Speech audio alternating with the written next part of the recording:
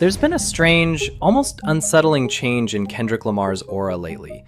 Something slow and undeniably darker. Not the type of darkness that comes from chaos or anger, but the kind that forms when someone stops running from pressure and starts feeding on it. For years, Kendrick's energy centered around internal battles.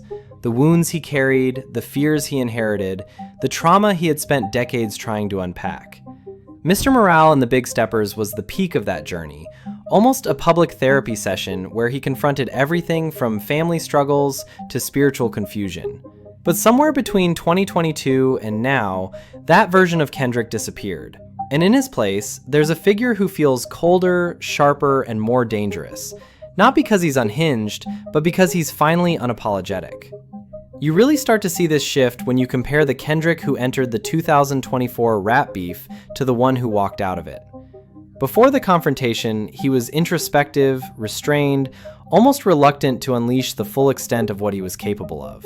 But the moment the beef ignited, he snapped into a different form, one rooted in assertion, dominance, and almost biblical righteousness. Analysts compared his 4 diss tracks, Euphoria, 616 in LA, Meet the Grams, and Not Like Us, to the 4 horsemen of the apocalypse, and stated it wasn't just a cute metaphor.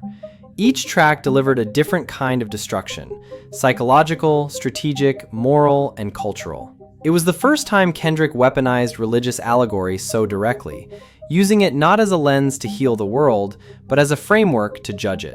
The man who spent years trying to fix his own soul suddenly redirected that intensity outward. He stopped asking himself what was wrong with him and started forcing everyone else to confront what was wrong with them. What makes this shift even more interesting is how quickly it became a consistent theme instead of a temporary reaction. Artists sometimes change during a beef, but they usually return to their old persona once the moment passes. Kendrick didn't. His features, his tone, the way he carried himself, everything after the conflict kept that darker, colder edge. Look at his collaborations with Playboy Carti and Clipse. These weren't random picks or industry favors, they were deliberate choices. Carti's sound is pure chaos, distorted bass, demonic and violent minimalism. And Kendrick stepped into that world with total ease, matching Carti's darkness with an almost eerie calm. It's like he found comfort in the tension. His feature with Clipse carried the same energy, cold, precise, morally heavy. Pusha and Malice rap like judgment is a weapon, and Kendrick slotted into that atmosphere effortlessly, as if he'd been sharpening his own blade for years. These features show a clear pattern. Kendrick isn't drawn to warmth right now. He's not chasing brightness, nostalgia, or melodic comfort. He's picking collaborators who sound like the world is ending. The darker the environment, the more at home he seems. But the shift becomes truly undeniable when you look at GNX, the album and tour that dominated 2025. The rollout alone felt different, almost militaristic. It was the kind of rollout you execute only when you're operating with full clarity and zero doubt. And the music reflected that same energy.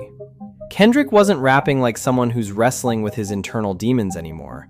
He was rapping like someone who had killed them and now understood exactly what he was capable of without them holding him back. His verses were more ruthless. His tone was colder. His flows had this calculated sharpness that almost sounded like he was warning the entire industry not to test him again. And the track that captures this new mindset better than anything is Man at the Garden. There's a moment in the song where Kendrick acknowledges that he deserves the success he has, but then he adds a chilling line. The more hate and doubts that come my way, the more blood will be spilt. It's not a threat in the literal sense. Kendrick has never been that type of artist. It's symbolic. It means, challenge me, push me, question me, and I'll answer with art that cuts deeper, hits harder, and leaves no survivors in the cultural conversation. It's the clearest sign that he's no longer avoiding conflict, he's using it. Even the way Kendrick presents himself publicly now reflects this shift in energy. He doesn't move like someone trying to hide from the noise or heal from wounds. He moves like someone who has already processed everything and is now simply observing.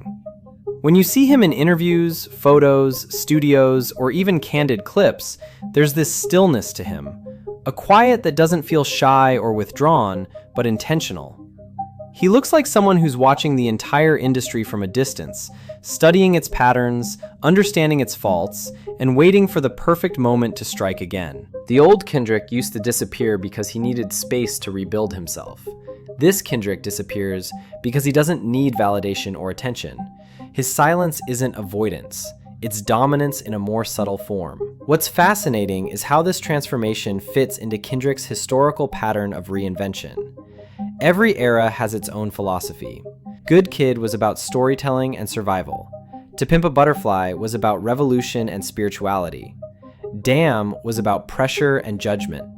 Mr. Morale was about vulnerability and healing. And now, his energy is shifting into a space that feels mythic, apocalyptic even. This isn't a return to the past or a rehash of old themes. It's a new chapter built on everything he has survived. It's rooted in power, self-protection, righteous anger, strategic silence, and a willingness to embrace conflict as fuel rather than as trauma. It's the Kendrick who has finally accepted his place as one of the last untouchable figures in rap. Someone who doesn't need to prove anything, but is more than willing to remind everyone why he sits at the top when the moment calls for it. And that's why this dark shift doesn't feel like an act or a temporary phase. It feels like the next evolution of who Kendrick Lamar is. Not the wounded artist trying to heal. Not the reluctant genius trying to escape expectations. Not the prophet carrying the burden of the world, but a focused, sharpened version of himself who's ready to step back into the light only when he decides the world deserves another chapter. This dark shift isn't about negativity, it's about clarity. It's about a man who's fully aware of his power and no longer interested in softening it. And for fans, both old and new, this version of Kendrick is irresistible because it feels inevitable. It feels earned. It feels like the final form of someone who has survived the wars, internal and external, and come out on the other side with no fear left. Kendrick Lamar has always been evolving, but this time the evolution feels different. It feels heavier, more confident, more dangerous in the best way possible. And as he steps deeper into this energy, the rest of the industry is going to have to adjust. Because Kendrick isn't just preparing for another artistic era, he's preparing for a takeover built on precision, purpose, and a darkness that doesn't consume him, but strengthens him. And whether the world is ready or not, this is the Kendrick we're getting. The one forged in conflict. The one who no longer apologizes. The one who embraces the storm instead of running from it. The one who understands that sometimes darkness isn't a weakness, it's a weapon. So anyways, if you guys love videos like this, please make sure to like and subscribe as I will be posting more on here. And if you guys have any suggestions on what to make next, please make sure to drop them down below and I will try my best to make it.